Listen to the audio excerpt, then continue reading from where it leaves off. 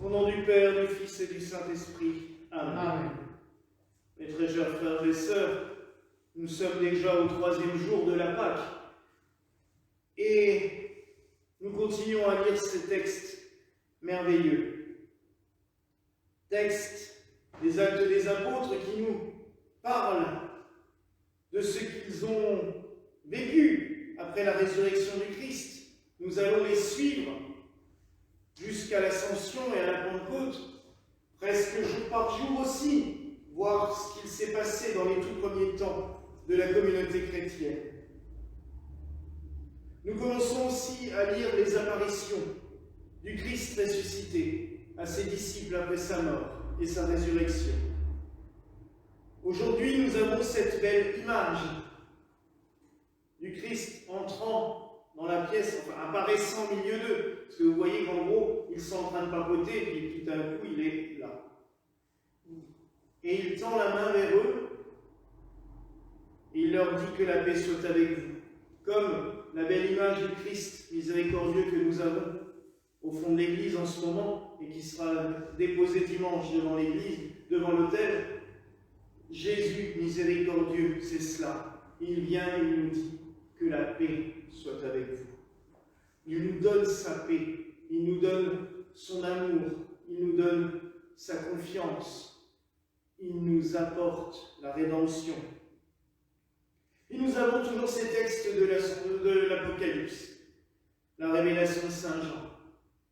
Et aujourd'hui, on pourrait se dire, ce n'est pas évident, c'est dur. Alors j'aimerais quand même vous expliquer un petit peu plus et vous donner quelques clés, même si pour expliquer l'Apocalypse, il nous faudrait tout un livre autour de cela, tant il y a à dire, tant il y a à creuser autour de cette révélation. Là, il parle à l'ange de l'église de Smyrne. Alors Smyrne, c'est l'actuelle ville d'Izmir, sur la côte ouest de la Turquie, ville touristique plus au point.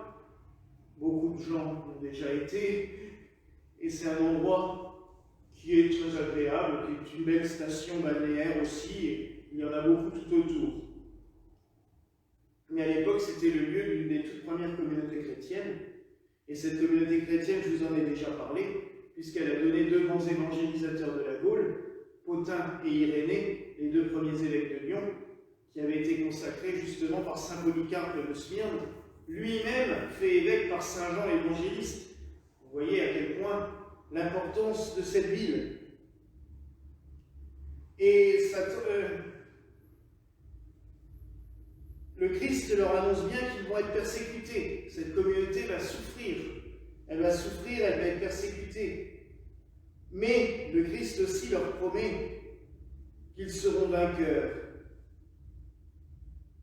Et que la victoire, elle est toujours et sans conteste donnée aux chrétiens.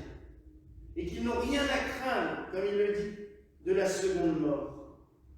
La première mort, c'est notre mort physique, mais la seconde mort, c'est la mort éternelle, c'est-à-dire finir dans l'antre de Satan, j'allais dire, dans l'enfer, où il n'y a plus d'espoir, tandis que, avec le Christ, la victoire sur la mort, justement, ce n'est pas la mort physique, mais c'est la mort spirituelle, la mort éternelle. Et là, nous n'avons plus rien à craindre.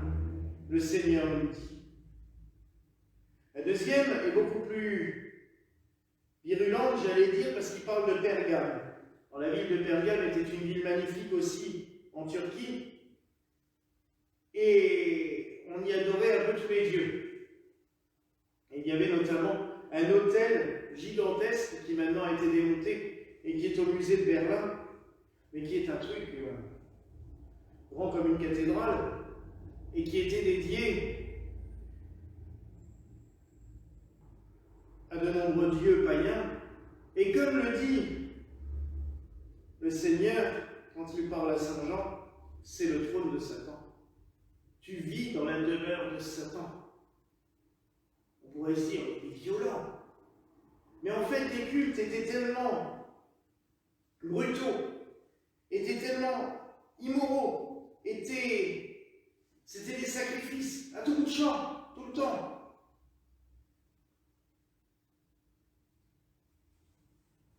Et pour le Seigneur, c'est affreux. Et il a pitié de la communauté qui est sur place en se disant, vous avez beaucoup de foi pour ne pas justement avoir renié le Christ dans un environnement pareil.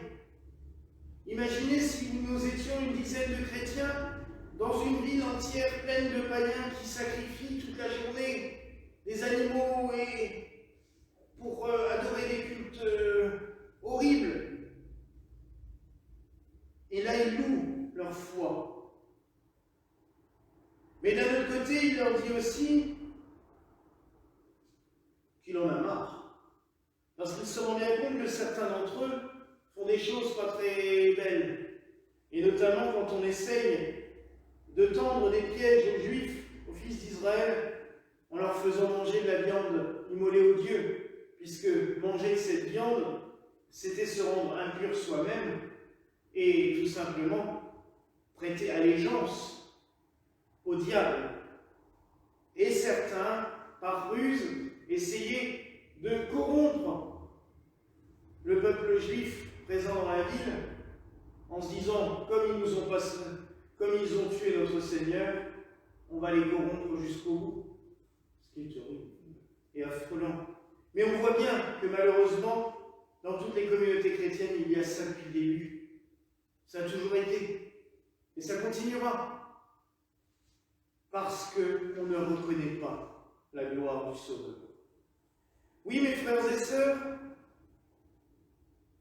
le Christ est venu pour nous apporter la paix. Que la paix soit avec vous. Alors on pourrait se dire, mais s'il nous donne la paix, pourquoi a-t-il été obligé plus tard de faire cette révélation à Jean, où il y a tant de détails qui sont vraiment brutaux, c'est brutal, c'est même un peu violent. Mais tout simplement pour nous réveiller. Imaginez, quand Saint Jean a écrit la révélation, c'est 40 ans après la mort de Jésus et la résurrection. En moins de 40 ans, il y a déjà des dissensions, il y a déjà des schismes, les Nicolaïtes, il y a déjà des guerres entre les différents disciples. Le Seigneur a voulu nous révéler quelque chose. L'Apocalypse de Saint Jean est trop souvent pris comme une annonce de catastrophes qui arriveront. Et certains se cachent derrière cela en plus. Les communautés chrétiennes se cachent en disant « Attention à vous, vous avez vu ce qui a marqué !» Mais la révélation de Saint Jean, elle a commencé au moment même de l'avènement du Christ. Il nous raconte, au début, quand il parle aux 7 églises, il raconte ce qui va se passer dans les prochains temps. Et en effet, les 7 premières églises, les 7 communautés chrétiennes qui sont mentionnées dedans, n'existent plus. Elles ont été détruites par la vie, par les changements politiques, par l'Empire romain. Il leur avait annoncé les catastrophes, c'est arrivé. Mais par la suite, en même temps, il nous parle, quand il nous raconte ce qui s'est passé dans les cieux, de tout ce qui a eu lieu au moment de l'avènement du Christ. Ce combat entre la femme qui va enfanter et Satan, elle est aidée par les archanges, notamment par Saint Michel. Mais ça, c'est ce qu'il s'est produit, j'allais dire, dans le monde extérieur à notre terre, au moment même de l'avènement du Christ. Et ce combat et cette victoire, elle nous est promise. Il nous parle qu'un jour la cité sainte sera répandue sur la terre, se descendra des cieux. Je vis la cité sainte, la cité de Dieu, belle comme une épouse. Mais nous pouvons l'atteindre cela. Quand nous avons une liturgie, par exemple, qui est belle, comme dimanche, où nous sommes là autour de l'autel à chanter, les 7 candélabres allumés, mais c'est la liturgie de l'Apocalypse. Les justes réunis autour de l'autel, avec les 7 chandeliers allumés, et l'agneau immolé au milieu. Mais l'agneau immolé, c'est l'hostie, c'est l'Eucharistie. Nous l'oublions trop souvent. Le Seigneur s'est offert à nous. Et ce que nous... Mais nous n'imaginons pas à quel point. Et c'était une des richesses de la liturgie gallicale, depuis des siècles, de s'inspirer de l'Apocalypse. Parce que l'Apocalypse nous révèle ce qui se passe dans les cieux au moment même où nous célébrons. Si nous imaginons qu'à chaque messe que nous célébrons se déroule au même moment, dans les cieux, une liturgie avec les anges, avec les saints réunis autour du trône de l'agneau, comme c'est figuré sur la tapisserie que nous avons comme antépendium durant le temps pascal, parce que cette tapisserie, c'est le panneau central du retable de Gand, l'agneau mystique, mais cela représente tout simplement cette vision de l'Apocalypse. Le trône de l'agneau, immolé, parce qu'on voit le sang qui coule de son côté, avec tous les saints, les anges, en train de l'acclamer, de le célébrer, de le chanter. Mais cela se passe en permanence aux cieux, à chaque fois que nous célébrons l'Eucharistie. C'est une pâle image de ce qu'il y a dans les cieux. La cité sainte, nous pouvons la toucher. Et elle peut advenir n'importe quand. Cela ne dépend que des humains. Quand les êtres humains seront enfin réunis, prêts, et dans la paix, le royaume de Dieu sur la terre pourra se faire. Mais c'est à nous d'y travailler en permanence. Alors ça ne sert à rien de vivre dans la peur de ce qui pourrait arriver, en se disant « Ah, l'Apocalypse a dit que… » Non! L'Apocalypse, elle nous annonce que des belles choses. Elle nous annonce le triomphe, encore et toujours. Et elle nous annonce que ce triomphe, nous pouvons le toucher. Et j'aimerais bien qu'une fois, à la fin de la messe, quelqu'un me dise, comme Jean, pendant la messe, j'ai vu la cité de Dieu sur la terre. Et c'est ce qui devait arriver et c'est ce qui peut arriver quand on voit des belles liturgies. J'ai vu des liturgies dans les cathédrales anglaises là, ce week-end, avec des chants angéliques, des chœurs, mais waouh, ça me prend aux tripes.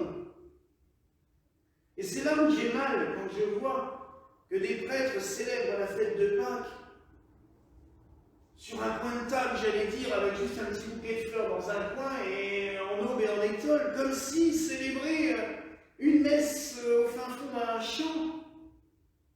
Mais nous célébrons la fête de Pâques. Et tout autour de ce chiffre 7, si on méditait sur la symbolique du chiffre 7, les 7 archanges, les 7 églises, les 7 candélabres qui brûlent, les 7 étoiles dans la main de Dieu, on le voit au début de l'Apocalypse, nous l'avons lu avant-hier, il tient 7 étoiles dans sa main. Et ces étoiles représentent les 7 églises. Nous pourrions aussi épiloguer parce que les 7 églises, elles représentent non seulement les églises qui ont été détruites, les premières communautés chrétiennes qui ont été détruites, mais depuis, elles représentent aussi les 7 grands patriarcats. Il y a sur la terre 7 grands patriarcats et toutes les églises qui en dépendent et qui en descendent. Mais elles existent. À nous, tout simplement, chrétiens, de nous rassembler, de travailler ensemble à la paix, à l'unité. Et là, nous verrons l'avènement du royaume des cieux et la cité sainte sur la terre. Alors oui, mes frères et sœurs, durant cette semaine pascale, chantons et célébrons le ressuscité. Mais surtout, Laissons-nous baigner de sa lumière. Laissons-nous emplir de sa lumière. Et surtout, qu'aucune de nos actions religieuses ou spirituelles ne soit des actions communes. Arrêtons de vouloir faire la messe, la liturgie comme nous irions au bureau de tabac ou au terrain de foot. C'est pas ça. Que chaque messe soit une célébration du triomphe de Dieu, que chaque messe soit l'avènement du royaume des cieux sur la terre. Et c'est pour cela que même quand nous sommes que 3 ou 4 ou 5, nous pouvons célébrer solennellement. Il n'y a pas, j'allais dire, de petite messe. Toute messe, c'est l'avènement du royaume des cieux sur la terre. Alors travaillons toujours à cela. Pensons-y et surtout célébrons avec foi, avec bonheur, avec joie, avec lumière, mais surtout avec amour. Car l'amour, c'est la plus belle des choses et c'est la plus forte des choses. Voilà la grâce que je nous souhaite en ce jour au nom du Père, du Fils et du Saint-Esprit. Amen.